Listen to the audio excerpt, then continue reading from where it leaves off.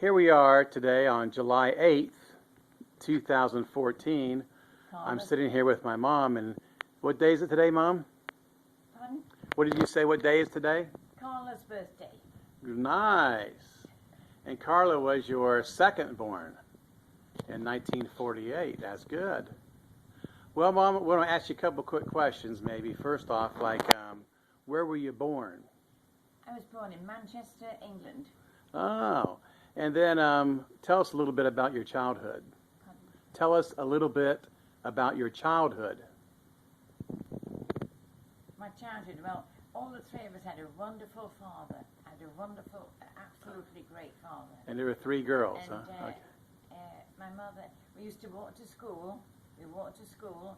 We walked to church every Sunday. And I remember my mother up to the year I was 10 years old, and then she got ill, and she put us. An ambulance came for her, and my mother sat on the seat, and she put me next to her. And then Margaret on the other side, and she was holding Juliet, and she said, "Santa's will celebrate yours and Daddy's birthday when I come out." And those are her last words to me. Her last words I ever heard from my mother was what I just said. And you were 10 years old. I was 10 years old. And then a priest came over and he told my dad to place us in a convent because different people wanted to adopt us separately. Oh. Yes, kept us all together. It was a wonderful place. Oh, those nuns, we were very well educated. Very, very well educated. And what was the name of the place? Holly Mount. Okay, so you and all three girls, all three sisters went there. Went to Holly Mount Convent, and we all stayed together, and it was really nice. A nice country setting in Bury, England. And what did you learn at Holly Mount? Oh, learnt a lot of things. Learnt Shakespeare, Shakespeare's things. The Friends, Romans, countrymen, lend me your ears. That was one of them. And Margaret knows lots of poems too. They were absolutely great, those nuns with us. Absolutely great. We had special nuns that educated us, and special nuns that had to keep clean. And what about like sewing or cooking, things like that? Sewing? Did you learn how to sew? So, well, I learned how to make lace making. Oh. I learned how to make lace. Belgian lace and French lace. I learned how to make lace. And we did a lot of things like that. Then we came out, I got a job somewhere. When did you come out? How old were you? I was about 17 or 18. I forget Okay. what age I was. And I got a job at Lewis's, a big store, like now we're here in downtown, big department store. Okay. I used to work there. And then your sisters got out of Holly Mount, and then you all lived together. Yeah, we all lived together. And what about your dad then? Then I had a stepmother. We had a stepmother. Okay. So we all went to live with. And what did your dad do while you My dad was on a ship. He used to go away. Every month he was away at sea. Then he'd come home for about 2 weeks. Then he was gone again. He was in the Merchant Navy. And what did he do in the Navy, in the Merchant Navy? He was a carpenter. Ship's carpenter. Yes, he made a lot of things. Absolutely, he made some beautiful furniture for us at home.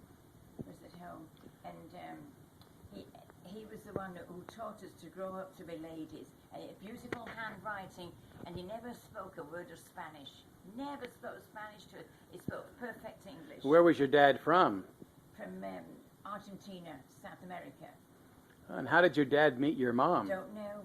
Don't know, huh? No, I wish I knew that. Now, what about... I wish I knew how he came to England. Okay. What about your mom? Your mom's... what about your mom? I don't know too much about her.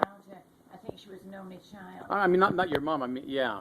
My mother was an only child. And her father was in the Navy too, merchant. Was a seaman. Yes. So from England, a lot of seamen out there because they have all those ships. Especially the Merchant Navy.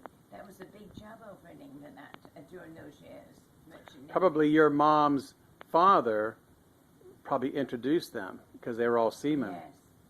Yes. And where was your dad from? Argentina. Oh, Chile. Argentina. It was Chile or Argentina. I thought you said Chile. He always said Chile. Okay. And then the war started. World War II started.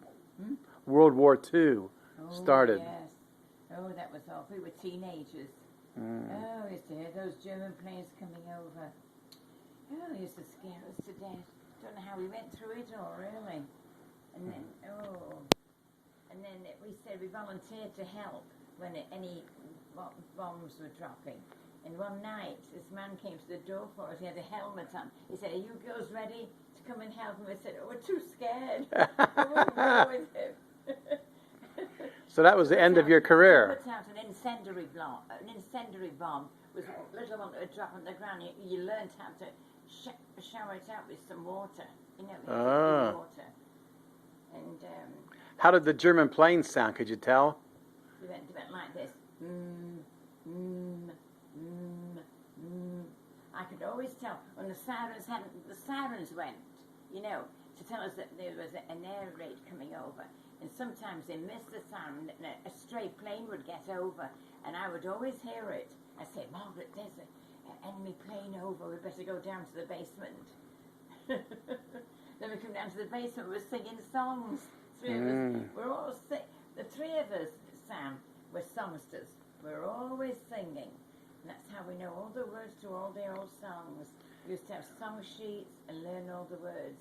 We should have been singers, the three of us. The three Olmedo girls. And then, what is your name? Your full name? Olmedo.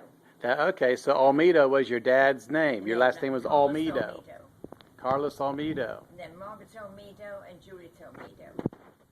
Now, what about, did you ever see any bomb damage, like where things were bombed out? Yes, we wandered around it the next day. It wasn't down in Manchester. We didn't get the city very much, but maybe neighbouring neighbourhoods a little bit. Yes. Not too far from us. Especially there was a church once went down. We saw that. How about the theater too? Yes, downtown, yes, in Piccadilly. Piccadilly was centre of town. Yeah. There were some buildings that one night, it was the weekend where he concentrated. There was a man called Lord Ha-Ha. Lord Ha-Ha. And he said, "You Mancunians now, it's not going to be long and we're going to shower a blitz on you." That's what he said. On the German, he was an English betrayer, you know. Yes, and he was on the radio for the Germans. Yes, that's right. And he was doing propaganda. The English got him after the war. And Good. They hanged him. Good. That's what he deserved. Yes. Well, Kathy, that's enough for now. It's a little bit of a continuing series on my mom, and we'll do some more.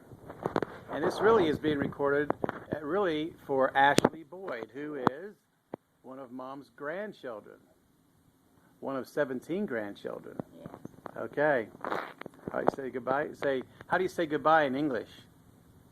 We say ta-ta. Ta-ta. Okay, ta-ta.